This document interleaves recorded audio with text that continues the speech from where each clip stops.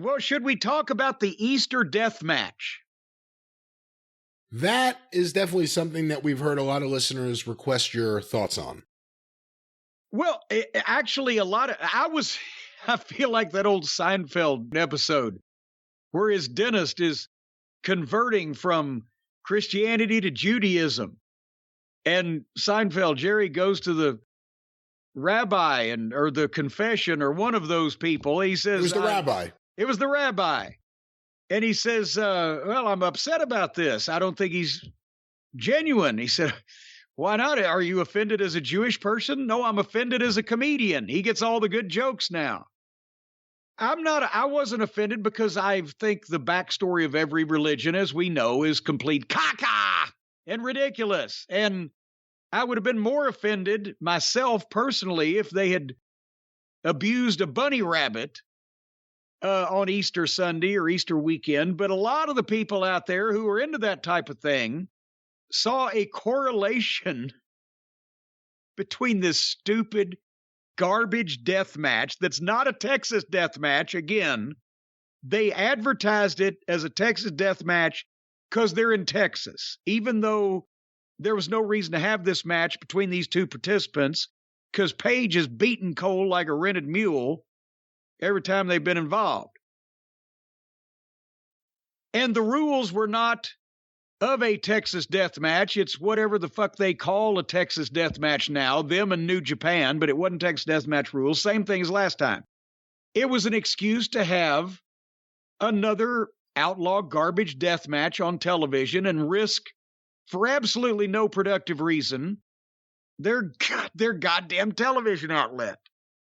But at the climactic moment of it, we'll break it down in more excruciating detail later, but the big thing that everybody was offended by, they got barbed wire that was introduced when it was wrapped around a chair. They had a barbed wire chair, and Paige, I believe it was, the genius and replacement for Einstein that he is, jerked the barbed wire off the chair so that he could wrap it around his arm, so that he could clothesline it. Brian, have you ever wanted to really hurt somebody physically and thought, well, the best way to do that is to get some sharp fucking barbed wire, wrap it around my own arm, and then hit him with a clothesline? No, that's not the method I would use, no. Okay, but anyway, but when he did that, then he ended up taking the barbed wire and putting it on Adam Cole's head in such a fashion as to recall I believe, and I've seen this on the children's Easter specials and things around Christmas time. Jesus apparently was given a crown of thorns to wear long about this period, right before they fixed his wagon. And so everybody noted how not only was this a garbage match that was distasteful with the blood and the stupidity of the fakery, so it was an embarrassment and insult to the wrestling business, but then they managed to get all of what religions does that take in? Catholics wouldn't have been happy about this, right? No, Catholics, Christians. The Christians, the Methodists, the Protestants. Mormons. Pretty much the Mormons, you're immune, right? You were over at having the cedar. I wasn't offended because it doesn't affect me necessarily, but it's certainly something I would not have had done on my show, let alone a show that was taped days in advance. I've kept that far away from my they taped program. I thought they did it. Did they not? Well, I don't know. I didn't care that much. But if they taped it, that's even worse. Let me double check on that. You know what? Let me double check. Please double check on that. But apparently it was taken as religious depictions or whatever. But let's go back to the start of this match while you do your research on that particular point, because again, not a real Texas death match, no reason for it. They started the match when they came into the ring, Adam Cole and Adam Page. Let me stop you right now. It was live. It was live. Well, then the editing team is saved, but the wrestlers involved apparently decided to go into business for themselves. But they started the match swinging chairs, doing the chair fencing thing, and then right out to the floor. And again, just random thoughts. Adam Page punches like a girl. Did you see why are they all doing fake? They figure if they throw more of them and they're faster, that somehow people can't see that they're not connecting on anything and there's no steam behind them. In the first 2 minutes, they're out in the arena and up in the stands so they can try to get Tony Khan's father sued. And they do what you can do up there, which is nothing, but it's just, again, they're not even pretending to be wrestlers or wrestling anymore. This is just like when the fucking lead singer at the concert you go to goes out on the corner of the stage. Oh, it's cool. He's in the middle of the people. At least Page is drinking beer like Stone Cold Steve Austin instead of fucking whiskey like sad sack. So that was a plus out in the crowd. Again, this is not a quote-unquote blood feud. Adam Cole has been portrayed as no threat to this guy whatsoever. So now they're just doing... I wrote stunts, but then I crossed that out because you like the word tricks with chairs and stuff. And then Page ran Adam Cole into the chair that was wedged in the turnbuckles, and Cole takes a bump outside so he can go work his magic and get his color. So Page, knowing that he needs to distract attention from this because apparently they're all so goddamn inept at getting juice that they have to go under the ring for 30 seconds and there's got to be a brass band playing and the dancing bears to distract everybody. Remember when Punk did it in 2 seconds and nobody saw it? Anyway, so Page gets one of the chairs and folds it out and sits in the middle of the ring so that he can hot dog for the people while Cole is out on the floor drilling for oil.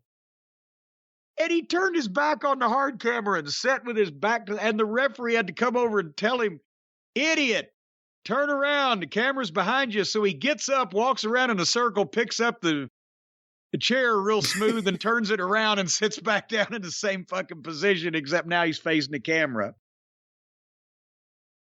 They went to a break, and somehow in the break they set up a bunch of tables and brought a 10-foot logging chain into the ring. So now they're having a non-Texas death match, now with Tennessee chain match involved. They did some stunts on the chairs that they took some stupid bumps that were unnecessary risks. They continued having a garbage match that real stars don't have to have. Remember, random thoughts. Page tosses 4 or 5 chairs in the ring. How many can you use? If you have your hands on a chair and you want to hit the person you're in the fight with, why don't you just go hit him with that one? Why do you need 4 more? Adam Cole got lousy color. As they said when I got into business, it looked like a pap smear. Page goes to the top rope with his back to his moving opponent who's on the floor. Adam Cole is just taking a bump. He's out on the floor. He's on his feet. He's moving. Page climbs to the top rope, takes his eyes off his opponent for 10 full seconds and does a trussed backflip off the top rope to the floor. And Adam Cole, imagine that was there to catch him. How coincidental. It's preposterous. Adam Cole hit the sunrise, the Panama Sunrise, on Page on a stack of chairs. But there's no pinfalls. You've got to be down for the 10 count. So Page beats the count. Cole's blood had dried up by that point, what he got of it. I've had better nosebleeds while I was fucking. Then Page gives Adam Cole a super belly-to-belly off the top rope onto the pile of chairs, and he beat the count. And then they both sat in the chairs. They pulled the chairs up in front of each other and sat in them and started doing the fucking punch thing where they're just wanting to fight forever, to where they'll sit in a chair in front of a guy and they'll each take turns punching each other in the fucking face. And then they graduated to a standing hockey fight out of that. Actually, that part would have been good without the garbage match all around it, where at least they had a twist on it. Instead of punching each other while sitting in the chair, they got into it and fucking stood up and really went at it a bit. But this match was not salvageable by that point by any means. Somehow, Adam Page managed to tie Adam Cole, a supposed nearly grown man, nearly, almost, just within inches of it, to the top rope with his leather pants belt. You can't tie one of those belts in a knot tight enough to restrain anyone against their will. Rope, yes. Duct tape, yes. Handcuffs, been overused, but yes. Clothesline string, yes. Athletic tape repurposed and wound up for such an occasion, yeah, but you can't tie a tight knot. So Cole has to sit there and act like he's tied up with this thing while Adam Page gets the barbed wire chair. But then, when he's got the barbed wire chair and there's Cole, helpless and immobile and tied up, but Adam Page is conflicted. Should I hit him? I know that just moments ago I gave him a super belly-to-belly off the top rope onto a pile of chairs, and I've tried to break his neck 16 times in this match. But now I got second thoughts about hitting him with his chair covered in barbed wire. So he puts the fucking chair down and goes over and unties him. Which, Adam Cole, if he was interested in getting loose, it was more than visually obvious to everybody that he could have just gone pip. But Page unties him and Adam Cole repays his kindness with a nut shot. So now the world champion is also a complete fucking moron, as well as being not ready for his position. Because he had him where he wanted him. So then Page pulled the barbed wire off the chair and did the clothesline bit, and then gave him the barbed wire crown of thorns on Good Friday on national cable television. And then, I know a lot of people might not know what the dead eye is, but imagine that you're going to pile drive somebody, but that person stands up under you and has you upside down by your legs with your head hanging down. That's what Page calls his dead eye, where he picks and they jumped off the apron of the ring and he gave Adam Cole a dead eye through a table to the floor and sat right on his head in the process. Both these guys now have that's ignorant and irresponsible. This doesn't take talent. But I wonder at some point if some of these guys don't think, you know what? I'll just do this shit because if I get hurt, he's going to keep paying me. I don't have to be able to wrestle. I don't have to, those days are gone. I don't have to show up. I don't have to work. I don't even have to come and get on a plane. If I'm hospitalized myself and break my coccyx off my proboscis and I have to have surgery or I'm in a body cast or an iron lung for a year or two, I'll still get paid because that's the way it works these days. I myself would still not like to fucking hospitalize myself. But guys did a lot less stupid shit in this business when their paycheck depended on them being able to show up and work. And it was better for everybody. Because for every guy that's taking a fucking ridiculous risk, there's another guy underneath him doing the same fucking thing, only worse, because the other guy's in control.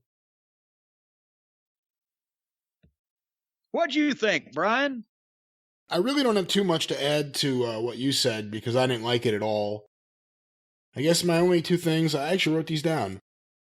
This is going to piss off AEW fans, but if you look at this objectively, you'll realize it's true. Adam Page is AEW's Drew McIntyre. And my second thought was... Very good, by the way. My second thought was it's fitting to do this on Good Friday because Adam Cole looks like Jesus if he stopped working out. Oh! And those are my two takeaways. And the thing is, the methods of personal training are so much more advanced now than they were 2,000 years ago. Well, it was about getting out on your feet. It was about walking around. I don't think anyone walks as much as they did 2,000 years ago. Well, that's true. And plus, Jesus, he could walk on the water too. And the world is what, 90% ocean? So he had a whole lot more ground he could cover. And that can't be easy. You ever try walking on sand? You ever try running on sand? It's different than being on pavement, obviously. And now imagine trying to do that on water. I wonder if in the gladiatorial days back then, in the ancient Colosseums, if the fighters went out and trained by running on water. No, but seriously, walking on water would probably burn more calories than walking on the sidewalk or on the boardwalk or anything. I would think it would. Because, walking on the sidewalk or the boardwalk or parking in the parkway or parking on the driveway but driving on the parkway or everybody walk the dinosaur. Well, there you go. But that's how they did things 2,000 years ago. And after a day like that, you're ready to get a good night's rest. As we just said, we don't think Adam Cole is working out the way they did 2,000 years ago or the way they did in 1986 or any other time. No. So maybe he has trouble getting to sleep and maybe he could use some help. He looks like a man that sits up worried about things at night, probably about his push and his career and his shrinking physique. But folks, I'll tell you, even if you've got a great mattress, let's say you got the best mattress available out there, but that doesn't mean you're going to sleep as good as you could be sleeping, because poor sleep involved in individuals can cause weight gain, mood issues, poor mental health, lower productivity, a reduced white blood cell count. Did you know that if you don't sleep at least 6 to 7 hours a night, it will reduce your white blood cell count? And then those dastardly pink and red and purple and whatever other colors you've got in your blood cells they'll take over. Because the white blood cells protect our body against illness and diseases. Yes. Viruses and bacteria and such. This is not a racial thing. It's been proven. What? And not many people realize that the white blood cells, very important. Oh, God. Having a consistent nighttime routine is important because a better tomorrow, Brian, as Mama Cornette used to say, starts tonight. But right now, folks, you will be assured of a good night's sleep, sleeping like a baby. That's right, waking up once an hour, pissing the bed, and screaming. But you will sleep like a contented adult, which is even better, on Beam Dream. Beam is the world's most innovative functional wellness brand with unique products for everything from sleep to recovery. And Dream, the Dream Powder, is their best-selling healthy hot cocoa that contains natural sleep-promoting premium ingredients, triple lab-tested, no THC, but you'll wake up feeling refreshed. Folks, 98% of the people surveyed fall asleep faster when taking Beam Dream, and 99% of people experience better sleep quality. 1% of the people are interviewed on the Learning Channel about their experiences, which include marmalade skies and tangerine dreams. Folks, you can just mix the Beam Dream into hot water or milk. Stir and enjoy it 30 minutes before bedtime. Remember, 30 minutes before bedtime. Don't operate machinery on this stuff. Don't brush your teeth on this stuff. Whatever you do, well, you can brush your teeth. Don't speak to your spouse after you take the Beam Dream. Don't sign any documents, and don't plan any wills or other real estate transactions. But just 30 minutes before bedtime, mix this stuff into hot water or milk and stir, and boom goes the dynamite, and out go your lights. And when you are resuscitated, folks, I'm telling you what, when they bring you back, Remember in the old days when a heel used the sleeper for his finish, and the wake up wasn't automatic.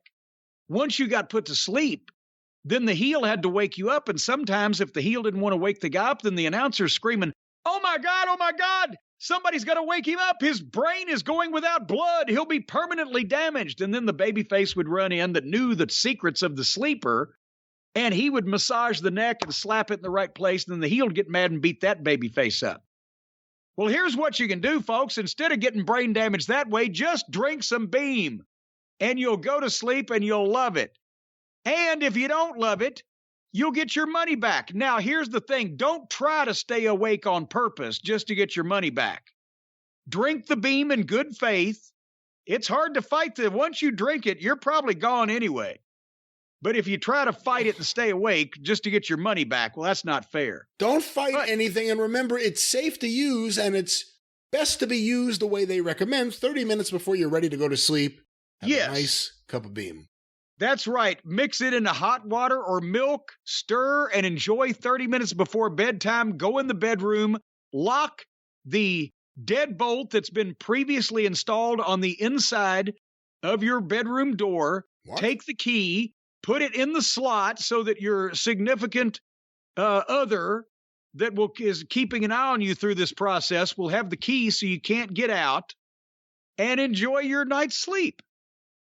For a limited time right now, you can get $20 off when you go to beamorganics.com. That's BEAM organics.com/JCE and use the code JCE at checkout. That's beamorganics.com/JCE.